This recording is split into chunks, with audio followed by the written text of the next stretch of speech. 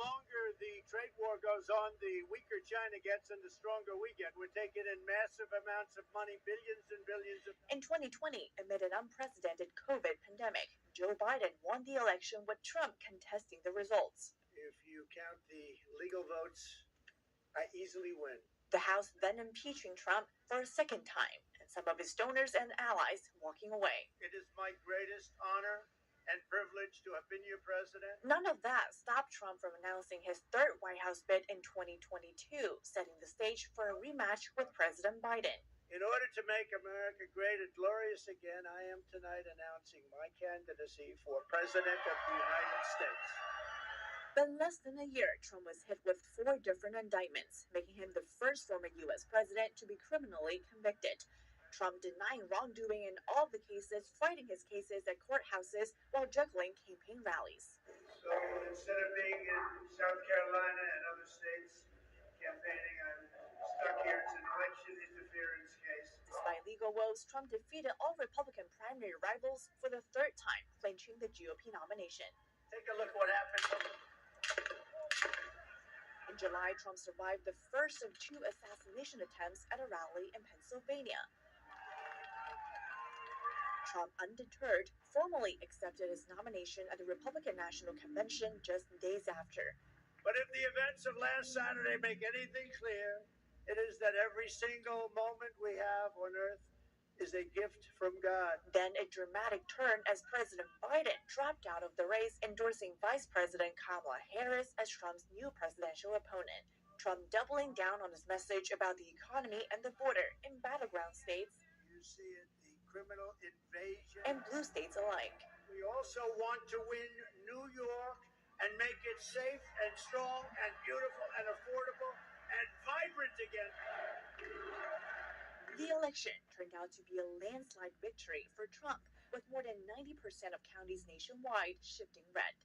Frankly, this was, I believe, the greatest political movement of all time. There's never been anything like this in this country. And now Trump is moving full steam ahead to build his second administration, announcing a flurry of key cabinet picks and White House appointments from Palm Beach, Florida. Steve. And Irish, you mentioned the 4 indictments against Trump. Now that he's set to become president, he hopes Americans will understand why a father and a president would come to this decision. Hunter Biden described his wrongdoing as, quote, mistakes that have been exploited to publicly humiliate and shame me and my family for political sport. The younger Biden is now vowing to devote his life to helping others with addiction, saying in recovery we can be given the opportunity to make amends where possible and rebuild our lives if we never take for granted the mercy that we have been afforded. Reporting from Washington, D.C., Melina Weiskup, NTD News. The White House against him dropped. In the court filings, the young Biden's lawyer wrote that the president's full and unconditional pardon requires dismissal of the indictment against him. And joining us now to discuss President Biden's pardon of his son Hunter is Gerard Filitti, political strategist and senior counsel at the Lawfare Project. Gerard, thanks for joining us.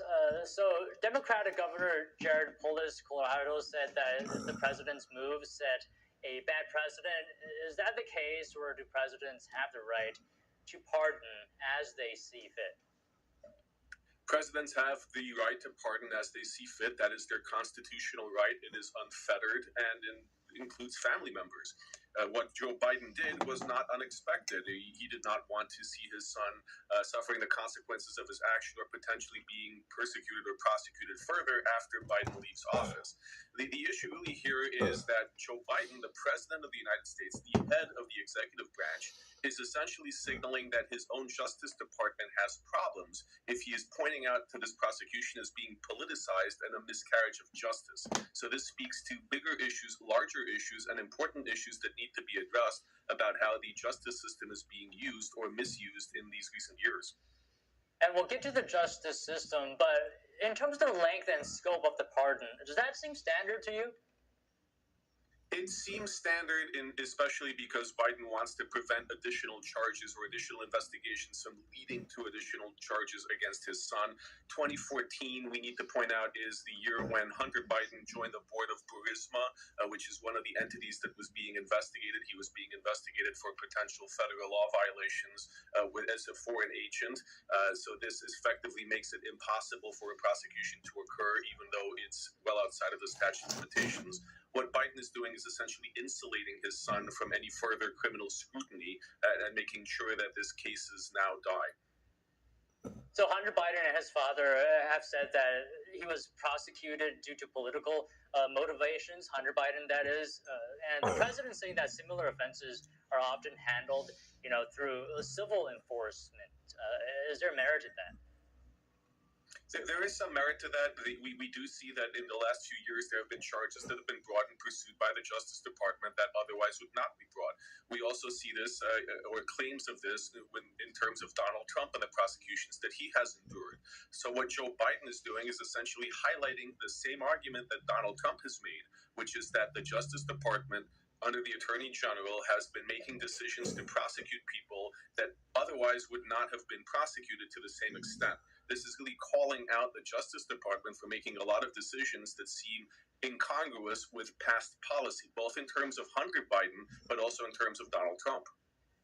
All right, Gerard, switching gears just a little bit here. Now you're an expert on Middle East affairs. What do you make of Trump's pick for new Middle East affairs? Pardon an affront to the rule of law. Iowa Senator Chuck Grassley posted, quote, "I'm shocked President Biden pardoned his son Hunter, because he said many, many times he wouldn't, and I believed him. Shame on me." Democratic Representative Greg Stanton wrote on X, "I respect President Biden, but I think he got this one wrong." President-elect Donald Trump took to Truth Social, posting, quote, "Does the pardon given by Joe to Hunter include the J6 hostages, who have now been imprisoned for years? Such an abuse and miscarriage of justice," Trump added. Andrew Thomas, NTD News. 44-year-old Patel advised both the Director of National Intelligence and Secretary of Defense during Trump's first term in the White House. The announcement has been met with mixed reactions. A leading Republican senator in line for Senate Judiciary Chair said Patel needs to prove he can restore public trust in the FBI. Senator Chuck Grassley of Iowa criticized current FBI Director Chris Wray for, in his opinion, failing at his fundamental duties. Texas Senator Ted Cruz said Patel is a strong choice. Listen, I think Kash Patel is a very strong nominee. I think the entire slate of cabinet nominees President Trump has put forward is very strong. I believe every one of these cabinet nominees is going to be confirmed by the Senate. I think Kash Patel is going to be confirmed by the Senate. Trump's nomination of Patel means Wray would either have to resign or be fired. Trump appointed Wray in 2017 after firing James Comey. His term isn't set to expire until 2027. National Security Advisor Jake Sullivan said Sunday that FBI directors play a unique role in the American government. We, the Biden administration, adhere to the longstanding norm that FBI directors serve out their full terms, because the FBI director is a unique player in the American government system. They're appointed for 10-year terms, not terms just for the duration of a given president. So that's how we approach things, and we would like to ensure that the FBI remains an independent institution, insulated from politics. But Tennessee Senator Bill Hagerty said Patel represents the type of change that's needed in the FBI. I think Kash does have relevant experience, particularly when it comes to the mandate the American public has assigned of turning these agencies around that have become completely corrupted. Kash has pointed it out. He's probably the best at uncovering what's happened at the FBI, and I look forward to seeing him taking it apart. In a recent interview, Patel said he wants to close the FBI's headquarters in Washington, D.C. In a recent interview, he said he would, quote, take the 7,000 employees that work in that building and send them across America to chase down criminals. We reached out to the FBI on Saturday for comment on Trump's announcement. And joining us now to discuss further about this topic is Michael Letts, a law enforcement veteran with over 30 years of experience. And Letts is also president, founder, and CEO of Invest USA, an organization that provides bulletproof vests to police officers. Thank you for joining us. And let's talk about this, all right? Before we get into this new pick, let's talk about the current FBI leadership. How do you see Christopher Wray's performance over the past few years? Well, I think, quite frankly, it's been dismal. I mean, let's take a look. Let's just look at some of the facts that have occurred. First of all, the Russian dossier. We all know that was a hoax, and yet it was the FBI that put it together, the FBI that gave it credibility, and asked the same bureau that is asking itself to be entrusted by the incoming administration when they've already blown that opportunity. You know, sometimes when you lose your credibility, it's hard to get it back. The FBI has lost its credibility with the American people. So you say it's lost its credibility. Do you think Patel can bring it back? I think Patel can only bring it back if he fixes the reason why it was lost. And the reason why it was lost is they did very nefarious things. They weaponized and politicized a bureau up to that point was considered the premier law enforcement bureau in the entire country. But now it's not. And because of that, because they allowed it to be weaponized against political adversaries, that is what has lost its ability to be viewed as nonpartisan and just concentrating on the facts. And so when we talk about those that are criticizing Patel and don't think that he's up to the task of being the director of the FBI, what do you think he needs to do to win this approval? Does he need to prove himself in some way? Well, quite frankly, I just got back from Mar-a-Lago, and I was there with Cash and Tom and others. And here's the crux of the matter. They are going to have a problem with anybody that they think will hold them accountable for their previous actions. What our Senate needs to concentrate on is, can Cash do the job of holding people accountable for previous actions? You know, this administration has taken this position. Never should anyone use their position, their party, or their influence to think that they're above the law. The FBI has done that repeatedly, and Cash knows how to call them out for such, and that's why it's so important that he be put in as the FBI director. Well, then what type of pushback do you think Cash will see if he tries to hold people accountable? Well, there's going to be a lot of pushback. Nobody likes to be held accountable. Nobody likes to admit that they've done nefarious things against the American people. But the fact of the matter is they have. We know that for a fact. They put all their credibility in the Russian hoax. They allowed Hillary Clinton to destroy over 30,000 emails without any consequence. They have continually demonstrated that they base their justice based on a person's position, influence, wealth, or party. That is not justice. The Constitution says equal justice for all. And until we show that to the American people, they're going to never get their confidence and their never credibility back again. That is why you need an outsider like Cash to be able to hold people accountable. He doesn't owe anybody anything. When you go through the process and you develop friendships, relationships, you feel like you have to cover for people. That's the worst thing that can happen in politics. That's what's been happening. It's time to put it into it and put it into it now. And Michael, Patel has promised to potentially shut down the FBI office and then possibly send those agents out across the U.S. to do their job. Do you think this is the right move to make right now? I don't think there's any question that that's the right move. Why I say that?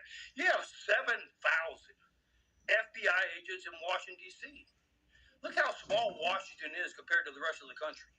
Explain to any American the logic why 7,000 agents are needed in such a tiny district. It goes without saying. The reason why you're there is you're building political influence. That's not what the Bureau is all about. They should be out solving crimes. They should be out tracking down human sex traffickers, drug cartels, terrorists, and the villains that have been allowed into this country from other locations without being held accountable as illegal immigrants. That's what their job is. That's what they should be doing instead of trying to determine to become future politicians. Enough of the politics in D.C. Put them back to work on the streets. Bring justice to the American people once again. I think throughout this conversation, or any conversation revolving around this topic, is this idea of separating politics from law enforcement or the justice system. So do you see that happening in the next 4 years under Trump? It's going to take time. I represent all law enforcement across the country, deal with thousands upon thousands daily. And quite frankly, we feel like we've been thrown to the dogs.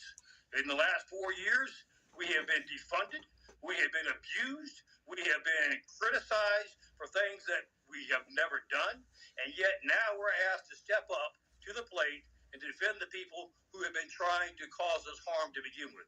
Yes, because of their values, law enforcement stands ready to serve even those who can't stand us. But it's about time we get somebody that shows some appreciation for the job they do every day and the countless lives that are lost. You know how many officers we've lost just in the last year? It's pathetic that we lose these kind of officers. We ask them to put their lives on the line, and then we can't show the support that they so rightly deserve as law enforcement officers and as American citizens. Michael, last question here. You have decades of experience in law enforcement under your belt. What do you and the people in your community hope to see in the future with the FBI under Patel's direction? First thing is, it's about time we quit competing with each other. Everybody having their own fiefdom and kingdom. We should all be working together, not concerned about who gets the credit or the honor or the glory. Solve the problem, take care and protect the American people. That's what these young law enforcement officers have always dreamed of when they took the oath of office. Give them the tools necessary. Stay out of their way. If you're not a cop, don't tell them how to do their job. They know how to do their job. Tell them to make sure they're protecting the people on the street, and then give them the tools to do so, and you will see a huge difference in the amount of crime that's occurring in this country overnight. Well, it is the United States of America. Let's hope we see more and more unity in the coming years. All right, Michael Letts, founder and CEO of Invest USA. Thanks for joining us today. Thank you. God bless you. Gabriel, who introduced the funding bill, pledged that the state will vigorously defend its values against federal overreach. California has a history of challenging the Trump administration, with more than 120 lawsuits filed during his first term, resulting in key victories on immigration and census issues. However, Republican Representative Vince Fong, who serves California's Central Valley Farm region, suggested that the state collaborate with the incoming Trump administration instead. Newsom is also proposing measures to counter potential federal actions, including reviving electric vehicle rebates and creating a backup disaster relief fund. Despite a looming $2 billion budget deficit, Newsom calls the legal fund a crucial investment in protecting California. With a Democratic supermajority in the legislature, the state aims to finalize the measures before Trump's inauguration on January 20th. Christina Corona, NTD News. And you had mentioned the potential to deputize local law enforcement to create more cooperation from the federal level down to local law enforcement as it relates to this undertaking of mass deportation. Now, it appears there are also, as you write in your article, a variety of laws and tools that allow the president powers to, for example, use the military domestically. What are some of those tools at the president's disposal, and should we expect to see military participation? Well, I think there's been a lot of brouhaha surrounding, the use of the military. Really, what can be done and has been done in the past is the military can be used in civilian operations, especially when there's a national disaster or when there's a national emergency. And President Trump has indicated he intends to, call this a national emergency. And by doing so, then he could get the military to help in terms of logistics. It's not a situation where you're going to see the military go and actually do arrests. What I think the plan is to have them help with the logistics, the transportation, building of deportation centers, perhaps, like the one in Texas that was mentioned, the 1,400-acre ranch there on the border. There needs to be facilities built there so that they can be processed and then, returned to their native countries or to Mexico, depending on, how that actually plays out. So, I think that's what you're going to see at the military. But the other thing about it is you can also use the National Guard. There's nothing stipulating in that, particular law that they were talking about using that says you can't use the National Guard. So that's another option that's open to the president. Well, as we mentioned earlier, just weeks away till Inauguration Day, and a lot to look forward to. And we appreciate you joining us, sharing your insights. Darlene McCormick Sanchez, reporter with the Epoch Times. Thank you. Thank you.